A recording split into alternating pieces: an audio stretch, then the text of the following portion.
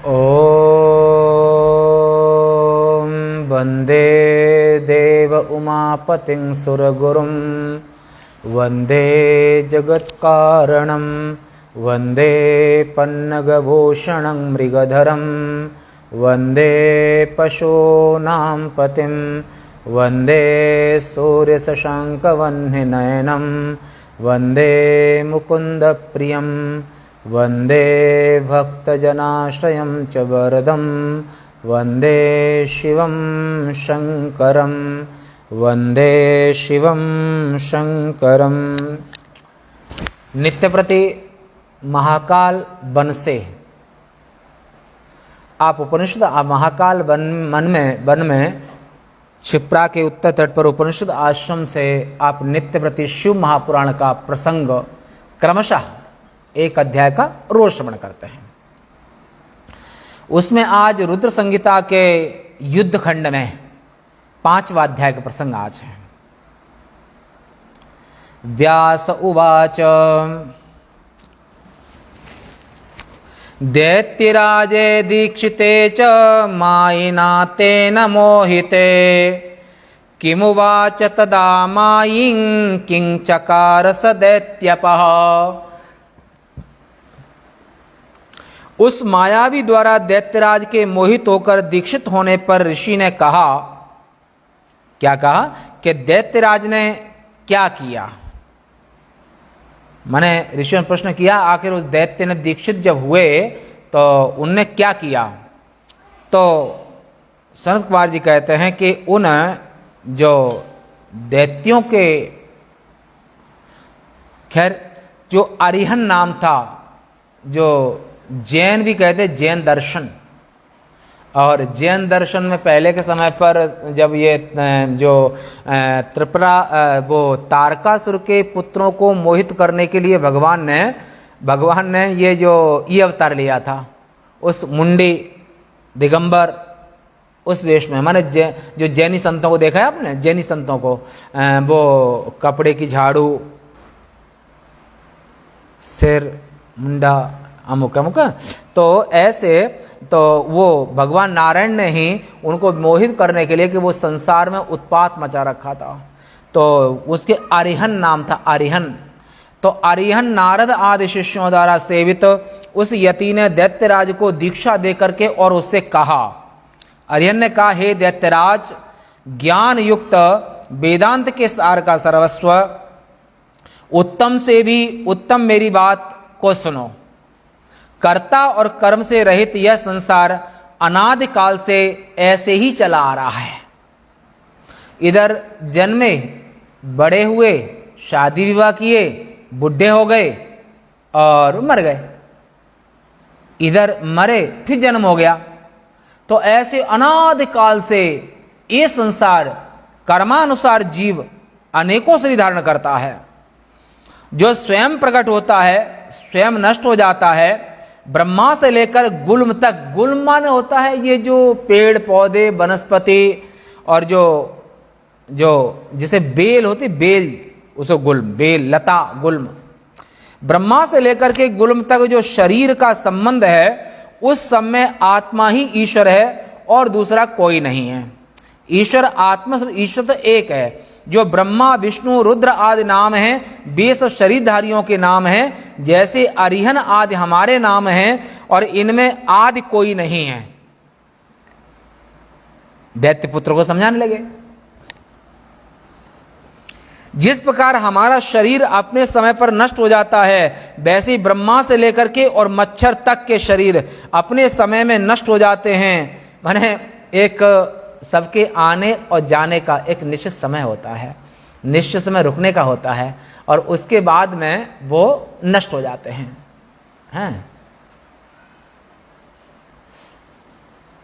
एक ये तीनों गेट वो, और ये दोनों खिड़की और सामने गेट, हाँ, और 2 ऊपर गेट, जरा नाप लो। विचार करने पर किसी देह में कोई अधिकता नहीं है, क्योंकि आहार, स्त्री सहवास, नींद, भय आदि सब में एक समान ही होता है। जीवों में कोई विशेष नहीं होता, एक समान ही होता है। और सभी देहधारियों पर निराहार भूखे रहने का भय समान रूप से देखा जाता है, उसमें कमी बेशी नहीं होती है। जैसे हम प्यासे होते हैं उस समय जल पीकर प्रसन्न हो जाते हैं, यही स्थिति अन्य प्राणियों भी सेम होती है। सभी प्राणियों में सुख दुख सेम होता है, कहीं कोई अंतर नहीं होता है। किसी की स्वरूप और यौवन संपन्न हजारों स्त्रियां हों, परंतु सहवास काल में एक बार एक ही उपयोग होता है। एक व्यक्ति एक स्त्री के साथ ही सहवास कर सकता है, भले उसकी 1000 पत्नियां हों। तो 1000 पत्नियों के साथ एक व्यक्ति हजार पत्नियों के साथ एक साथ सहवास नहीं कर सकता है। उस सहवास के लिए एक ही पत्नी होना उसको। अनेक प्रकार के भले ही सैकड़ों घोड़े हों, सवारी करते समय हमारे उपयोग में एक ही आता है, दूसरा नहीं। भले ही 1000 लाखों घोड़े हों, पलंग पर सोने को निद्रा काल में जो सुख मिलता है, वही सुख नींद से व्याकुल को भूमि पर भी मिलता है। जैसे शरीरधारी हम लोग मरने से डरते हैं, वैसे ही ब्रह्मा से लेकर के कीट पर्यंत प्राणियों की स्थिति सेम है। भय, सभी प्राणियों को मरने से भय होता है। यदि बुद्धि से विचार किया जाए तो सभी शरीरधारी एक समान है। यह निश्चित करके किसी को कहीं भी किसी की हिंसा नहीं करना चाहिए। अहिंसा व्रत का पालन करना, हिंसा नहीं करनी चाहिए।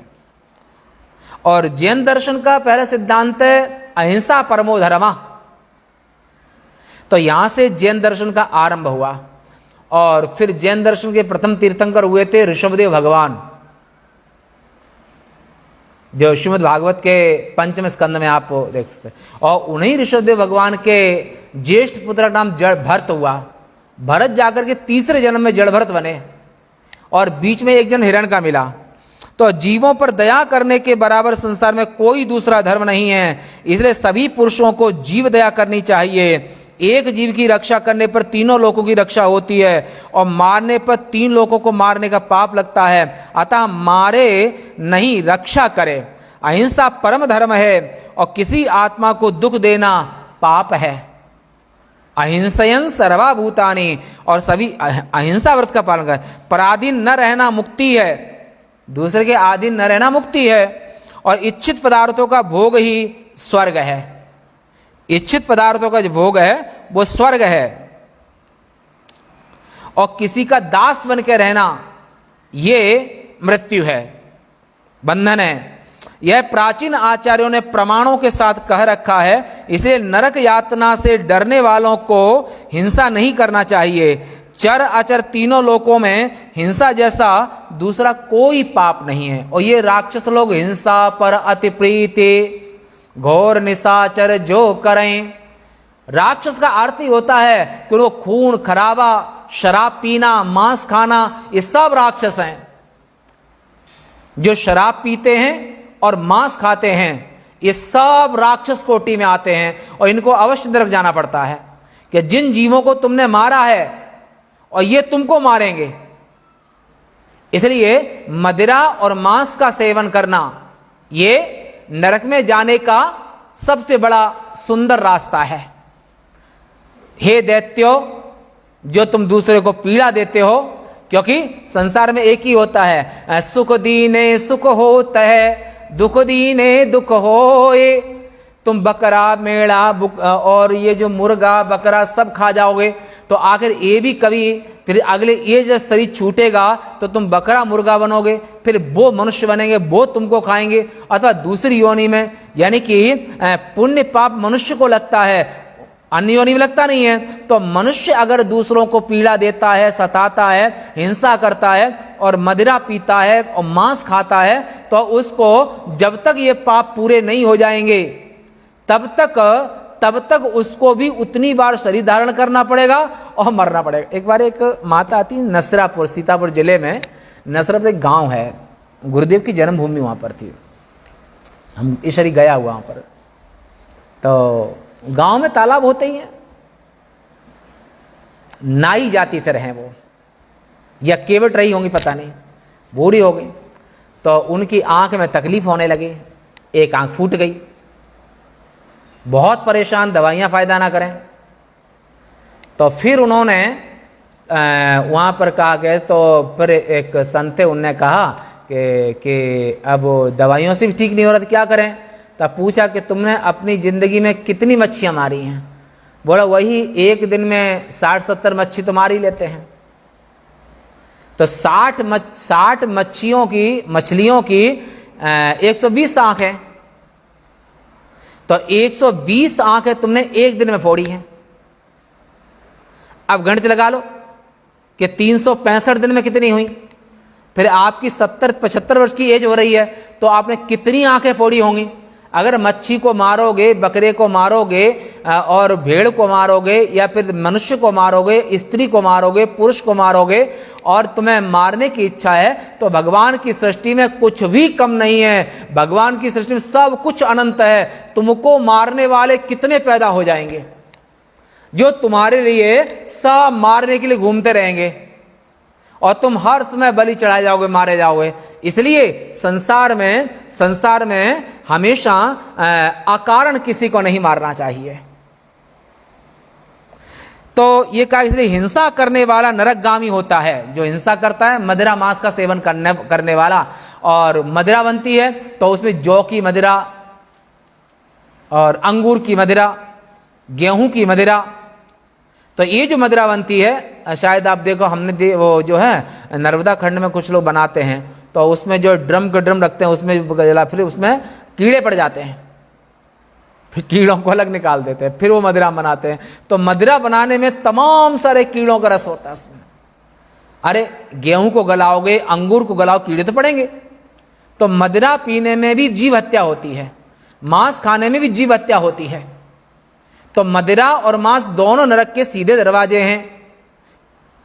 तो हे दैत्य पुत्रो, चर अचर तीनों लोकों में हिंसा जैसा कोई पाप नहीं है। चाहे किसी को मन से पीड़ा दो, या वाणी से पीड़ा दो, या फिर तन से पीड़ा दो। तुम्हारा हो गया, नाप लिया पूरा? तुम बैठो। हिंसा करने वाला नरकगामी होता है, और अहिंसक स्वर्ग को जाता है।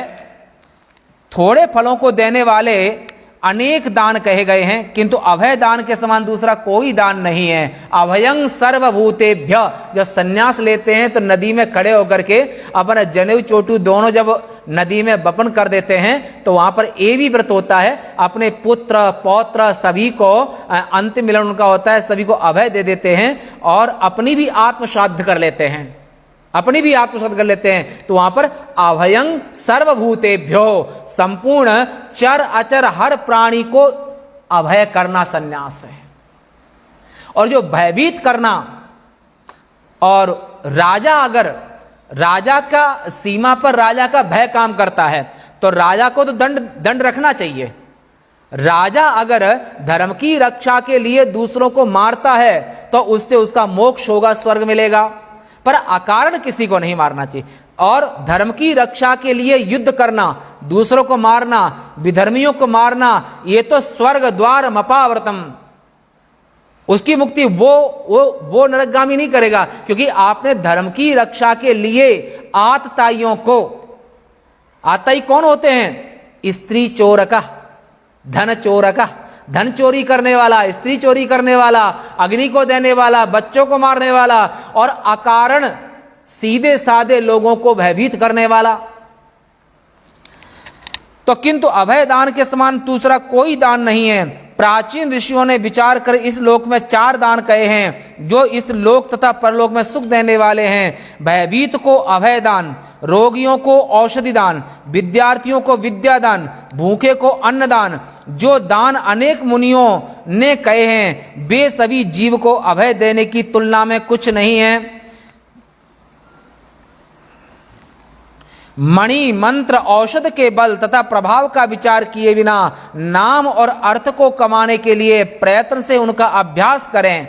बहुत सा धन कमाकर द्वादशा यत्नों का अर्थ होता है कि बौद्ध मत के अनुसार बुद्ध का जीवन प्रमाण है, पर बुद्ध की वाणी प्रमाणित नहीं है।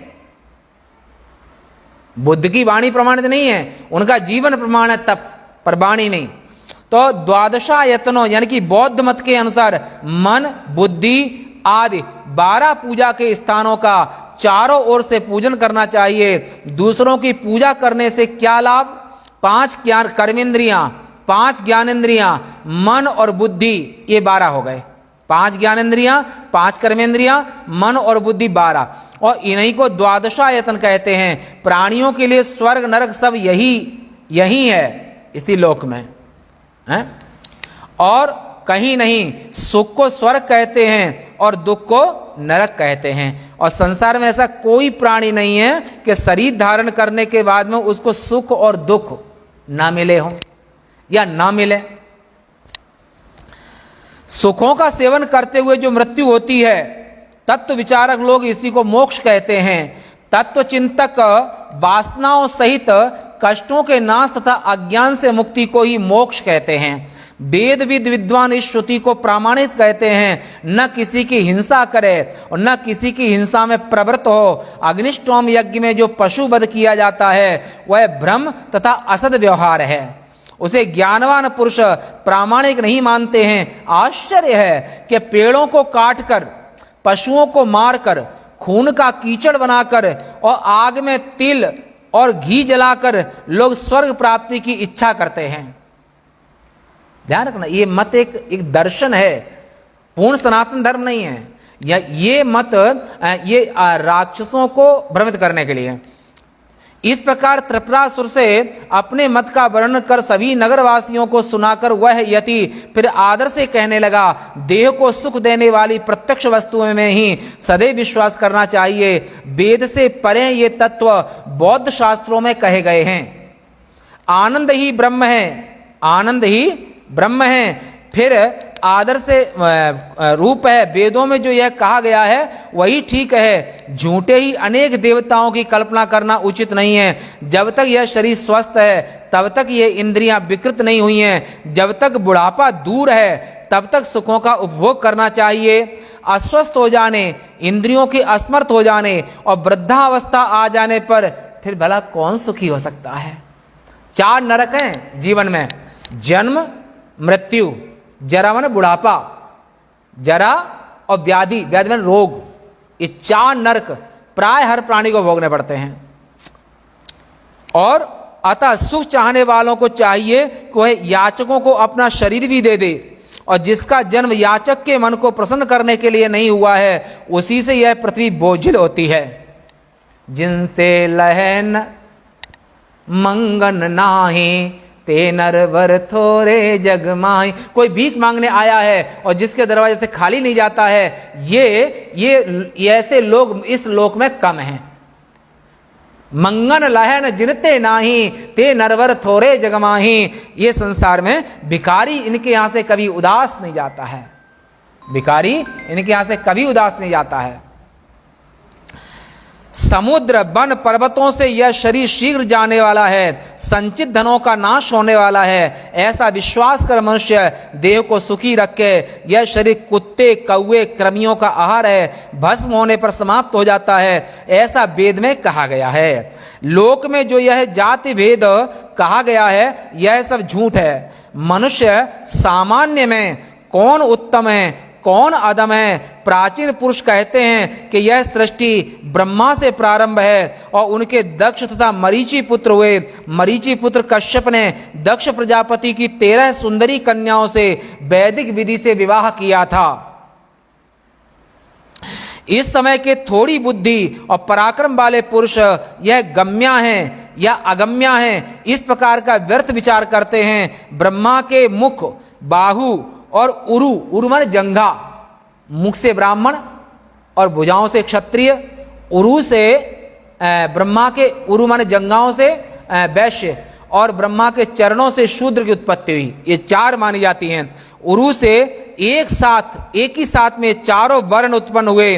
प्राचीनों की यह कल्पना सोचने पर ठीक नहीं लगती है। एक व्यक्ति के एक ही शरीर से यदि 4 पुत्र पैदा हुए तो क्या वे भिन्न भिन्न वर्णों के होंगे? इसलिए यह वर्ण विभाग समझ में नहीं आता है। इसलिए मनुष्यों में कहीं कोई भेद किसी को नहीं मानना चाहिए। और हे मुनि, दैत्यराज तथा नगरवासियों से इस प्रकार कहकर उस मुनि ने अपने शिष्यों के साथ में आदर पूर्वक वेद धर्मों का नाश कर दिया। और ये तो भगवान का वो अवतार है कि इसमें पहले कह चुके हैं पिछले दिन में कि वेद, स्मृति और इनके विरुद्ध जो धर्म है, इसी विरुद्ध धर्म के प्रचार के लिए भगवान ने 16,000 श्लोकों में इस जो जैन दर्शन जिसे कहते हैं 16,000 श्लोकों की रचना की, उन दैत्य पुत्रों को मोहित करने के लिए और वेद से बहिर्मुख करने के लिए। पतिव्रता रूपी महान स्त्री धर्म का और जितेंद्रियत्व रूप पुरुषों के धर्म का खंडन किया। देव धर्म और श्राद्ध धर्म, यज्ञ, व्रत, तीर्थ, श्राद्ध आदि का खंडन किया। विधि पूर्वक शिव पूजा, लिंग पूजा, विष्णु, सूर्य, गणेश आदि की पूजाओं का खंडन किया।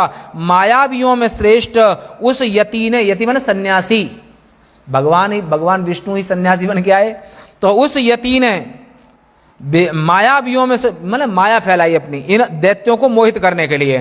ये शास्त्र, ये जो है ना, ये वेद विरुद्ध धर्म की व्याख्या आप सुन रहे हैं, ध्यान रखना, भ्रमित मत हो जाना कि ये सुना यही सत्य है। ये वेद विरुद्ध धर्म की व्याख्या आप सुन रहे हैं। क्यों? तारक पुत्रों को मोहित करने के लिए। और जब तक वो धर्म का, वेद के अनुसार आप अपने जीवन को जियोगे तो तुम कभी नरक नहीं जाओगे, कभी अधो योनि में नहीं जाओगे। और इनको वेद के बाहर करना था। तो मायावियों में श्रेष्ठ उस यति ने स्नान, दान, परफल, पर्व काल आदि का विशेष रूप से खंडन किया। और अधिक क्या कहूं, मायावी मुनि ने जितने वैदिक धर्म थे उन सबको दूर कर दिया। यति धर्म का सहारा लेकर सभी त्रिपुरासुर की स्त्रियों ने पति सेवा आदि के विचारों को छोड़ दिया, व्यभिचारिणी बना दिया। सबको वश में कर लेने वाली वशीकरण विद्या का अभ्यास करके पुरुष पराई स्त्रियों में अपने मनोरथों को सफल करने लगे। रनिवास की स्त्रियां, राजकुमार, नगरवासी, स्त्री पुरुष उनसे सभी मोहित हो गए।